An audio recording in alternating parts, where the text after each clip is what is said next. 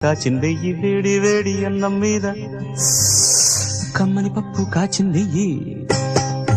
వేడి వేడి అన్నం మీద కమ్మని పప్పు కాచిందెయ్యి పప్పు తప్పడం కలిపి కొట్టడం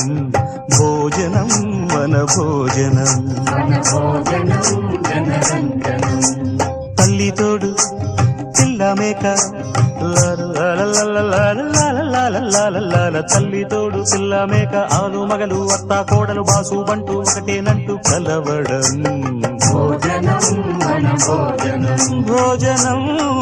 వన భోజనం